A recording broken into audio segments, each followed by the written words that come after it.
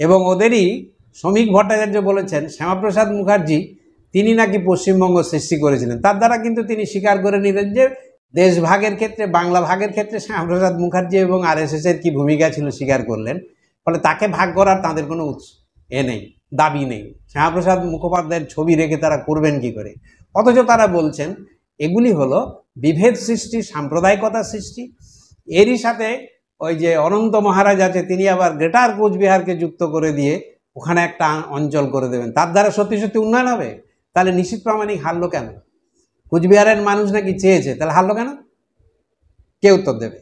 আমরা এর তীব্র বিরোধিতা করছি এই কারণেই যে প্রশ্নের সেই কথাটি বলেছেন তিনি, তা হলো যে হিন্দু শূন্য হয়ে যাবে গ্রাম। বলছেন যে এখানে অনুপ্রবেশ ঘটছে, অনুপ্রবেশ রোখার জন্য তো রয়েছে বিএসএফ, কেন্দ্রীয় সরকারের বাহিনী। ফলে একটা রাজ্যের 4টি জেলা আর একটা রাজ্যের 2টি জেলাকে নিয়ে উদ্ভট এই পরিকল্পনাটি কেবলমাত্র তাদের নির্বাচনী স্বার্থ এবং সাম্প্রদায়িক বিভেদ সৃষ্টি করা ছাড়া অন্য কোনো উদ্দেশ্য এর মধ্যে নেই।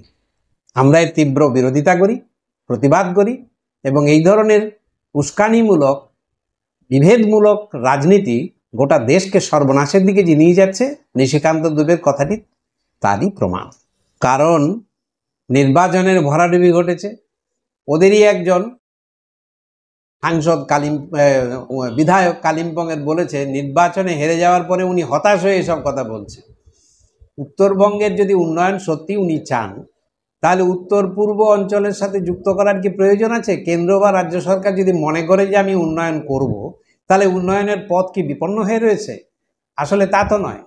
আর উত্তর পূর্ব পরিষদের সাথে যদি যুক্ত করতে হয় 371-এর এফ ধারায়, তাহলে রাজ্যের অর্ধেক অংশকে কখনো যুক্ত করা যায় না। আসলে তারা যেটা চাইছে, সবসময় তারা একটা বিভেদমূলক রাজনীতিকে এনে চেষ্টা করে। শাসক শ্রেণীর এটা পরিকল্পনা। বিজেপি এটাকে আরও বেশি করে আনবার চেষ্টা করেছিল। উত্তরবঙ্গ সম্পর্কিত যে দক্ষিণবঙ্গের সাথে বিরোধের প্রশ্নকে রেখে করত, আর উন্নয়নের যে প্রশ্ন রেখেছে, বাস্তবে পশ্চিমবাংলা বা বিভিন্ন জায়গায় উন্নয়ন খাতে যে অর্থ বরাদ্দ করা দরকার, সেটা কিন্তু বাস্তবে নেই। যে সমস্ত জায়গায় মানুষের সত্যিকারের উন্নয়ন হতে পারে, নদী ভাঙন প্রতিরোধ থেকে শুরু করে বন্যার স্থায়ী সমস্যার সমাধান, খরা, সেচের জল থেকে যা কিছু দরকার, সেসবের ক্ষেত্রে কিন্তু স্থায়ী কোনো সমাধানের কিছু নেই। রাজ্য সরকার, কেন্দ্র সরকার দুজনেই কিন্তু কিছু ওই দিয়ে দেওয়া এই ছাড়া বাস্তবে যথার্থ উন্নয়নের কোনো পরিকল্পনা তাদের মধ্যে নেই। বিজেপির এ বাজেটেও সেটা নেই। এটা বাংলা ভাগের প্রসঙ্গ হচ্ছে যে নির্বাচনে ওইদিকে লোকজনের মধ্যে কিছু উত্তরবঙ্গ সেন্টিমেন্টকে যুক্ত করে নিয়ে, বা ওখানে যে গ্রেটার কোচবিহারের সেন্টিমেন্টকে যুক্ত করে নিয়ে যদি তারা কিছু করতে পারে। আবার সে অনন্ত মহারাজ নিজেই বলেছে যে সরকার প্রতিশ্রুতি দিয়েছিল যে করবে, কিন্তু করছে না, এবং বিজেপির অভ্যন্তরে এ নিয়ে দ্বন্দ্ব চলছে। এগুলি হচ্ছে নির্বাচনী স্বার্থ, মানুষের মধ্যে বিভেদ সৃষ্টি করা, এবং তাকে কেন্দ্র করে যে বিভেদমূলক মনোভাবকে বাড়িয়ে দিয়ে যেখানে উচিত ছিল মানুষের বাস্তবে এখন প্রয়োজন কি? দুর্নীতির বিরুদ্ধে লড়াই, চাকরির দাবিতে লড়াই, মানুষের যেটা স্থায়ী জিনিসপত্রের যে মূল্যবৃদ্ধি হচ্ছে তার বিরুদ্ধে সত্যিকারের পদক্ষেপ নেওয়া, এই সমস্ত কিছুকে ভুলে গিয়ে এর মধ্যে মানুষ চলে যাবে, বিভেদ নিয়ে চলে যাবে, লড়ালড়ি হবে। মানুষের মধ্যে বিভেদ সৃষ্টি করলে তাদের এগোতে সাহায্য করবে। প্রবল উন্নয়ন হচ্ছে তো যেখানে ডবল ইঞ্জিন সরকারে আছে। কমরেড প্রভাস ঘোষ গত 5ই আগস্ট কমরেড শিবদাস ঘোষের জন্মশতবর্ষে বলেছিলেন, ডবল ইঞ্জিন সরকারের তলায় আমরা পিষ্ট হচ্ছি। যোগীর রাজ্য, কি উন্নয়ন না আমরা দেখলাম। রাম রাজত্বের জন্য দীর্ঘদিনের লড়াইয়ে রাম এসে যখন তার লালা প্রতিষ্ঠিত বলে, রাম কি বলে মূর্তি প্রতিষ্ঠা হলো, তারপরে ব্রিজও ভাঙছে, রাস্তাও যাচ্ছে, রামলালার বড় দুর্দশা হয়ে দাঁড়াচ্ছে। ফলে উন্নতি তারা সরকারে থাকলেই হবে, তাহলে ভারতবর্ষের উন্নয়ন বহু রাজ্যেই হতে পারত। সব জায়গায় হয়েছে নাকি? বাস্তবে যদি দেখা যায়, বাহ্যিক দিক থেকেও যদি উন্নয়নের কিছু চেহারা দেখা যায়, সেটাও আজকে আর বিজেপি করতে পারছে না। তার প্রতিফলন এবারে ইলেকশনে দেখা গেছে। গুজরাট মডেল, গুজরাটের মানুষের মধ্যে ভেতরে ভেতরে যা হয়ে আছে, যদি সুযোগ পায়, যোগী মডেল বলেছিল তো, পশ্চিমবাংলাকে তো যোগীর রাজ্য বানিয়ে দেবে বলেছিল। বুলডোজার পলিটিক্স আনবে। বুলডোজার তো এখন উল্টো দিকে ঘুরেছে। বলে গুজরাট মডেলও কোন দিকে যাবে তার কোনো ঠিক আছে? কোনোদিন উন্নতি হতে পারে? মানুষের উন্নতি নির্ভর করে অর্থনৈতিক ব্যবস্থা, উৎপাদন ব্যবস্থা, তার উপরে নির্ভর করে থাকে। সরকারের দৃষ্টিভঙ্গি জনসাধারণের জন্য সরকার না, সরকার হচ্ছে পুঁজিপতি শ্রেণীর জন্য, ব্যবসাদারের জন্য, তার উপরে নির্ভর করবে উন্নয়ন। উন্নয়ন নির্ভর করে তো এটার উপর। আমরা একটা প্রশ্ন করেছিলাম, দেশটা কার? মালিক যারা চালায়, ইন্ডাস্ট্রি যারা চালায় তাদের দেশ নাকি মানুষের দেশ? দেশ বলতে যদি বিরাট জনসমুদ্রকে দেখায়, কমরেড সিদ্ধার্থ ঘোষ বলতেন মার্ক্সবাদী চিন্তার ভিত্তিতে, তাহলে তাদের উন্নয়ন বোঝায়। এ উন্নয়ন তো তা নয়। ব্রিটিশরা যদি বলে আমরা রেল এনেছিলাম উন্নয়ন করার জন্য, যে সেটাও যেমন মিথ্যা। আজকে ভালো রাস্তা দেখলেও সেটা আসলে পণ্য পরিবহনের সুবিধের জন্য, ব্যবসার জন্য রাস্তা, তাতে আমরা হয়তো কিছু সুযোগ পাচ্ছি, কিন্তু সত্যি সত্যি কি আমাদের উন্নয়ন হচ্ছে? মানুষের উন্নয়ন হচ্ছে?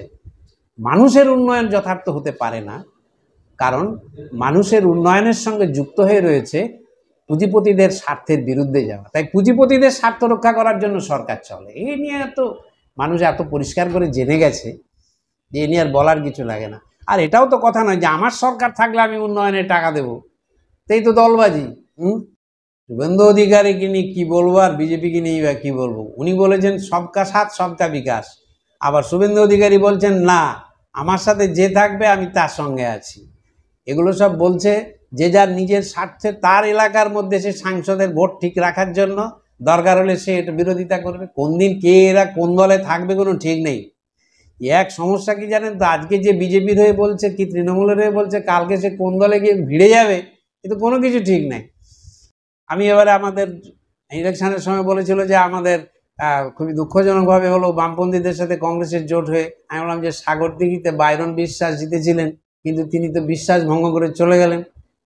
গত 2021 সালে বিধানসভার আগে সব চলে গেল জিতবে জিতবে করে বিজেপির দিকে, যেই জিতলো না সব রাজীব বন্দ্যোপাধ্যায় থেকে সব ঘরোয়া পাশনি করতে শুরু করে দিল। এ ঘর থেকে ও ঘরের মতো রাজনীতির দলবদল চলছে, টাকা দিয়েও কেনা চলছে। এতে কে উন্নয়ন করবে? উন্নয়নের কথা হচ্ছে ভোট পাওয়ার জন্য। তার তীব্র বিরোধিতা করব, জনসাধারণকে নিয়ে তার তীব্র বিরোধিতা করব। আর জনসাধারণের সত্যিকারের যে দাবি, জীবনের দাবি, বাঁচবার দাবি, সংস্কৃতির দাবি, তার ভিত্তিতে লড়াইয়ের মানুষকে সংগঠিত করতে হবে। সেটা পুঁজিপতি শ্রেণীর সবসময়কার এর মধ্যে অসম বিকাশ, তার মধ্যে ডিভিশন ক্রিয়েট করা থাকেই। আবার তাকে সামনে থাকলেও অ্যাজ এ হোল একটা বাঙালি যে কি বলে তার প্রাদেশিকতার মন, সেগুলোও কিছুটা থাকে।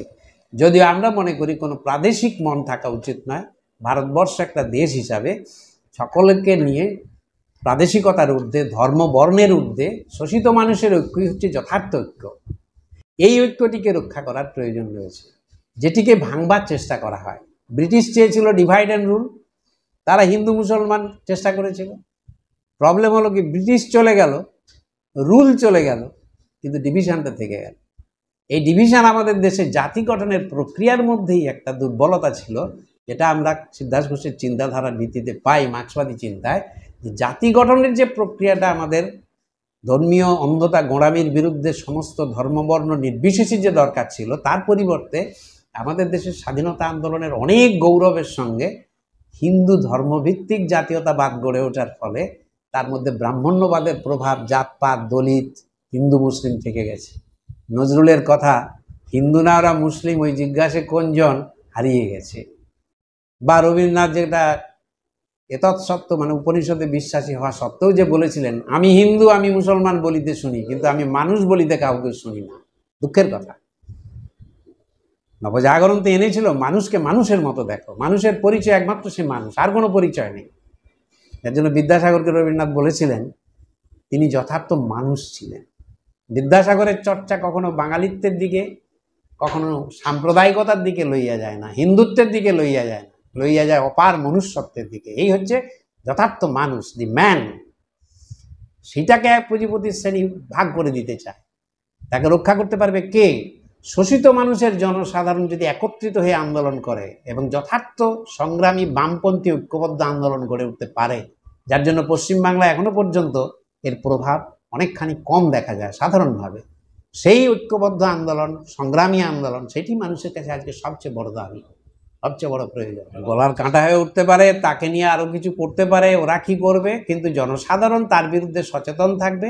বা আমাদের দলের তরফ থেকে আমরা চাই জনসাধারণের সত্যিকারের দাবি, দুর্নীতির বিরুদ্ধে, মূল্যবৃদ্ধির বিরুদ্ধে, চাকরির দাবিতে, জাতীয় শিক্ষানীতি নিয়ে ইতিহাস বিকৃতি করে গোটা দেশের যে সর্বনাশ করে চলেছে বিজেপি, তার বিরুদ্ধে সংগ্রামী ঐক্যবদ্ধ জনসাধারণের আন্দোলনের মাধ্যমেই একে আমরা রোধ করতে পারি। এটিই প্রয়োজন।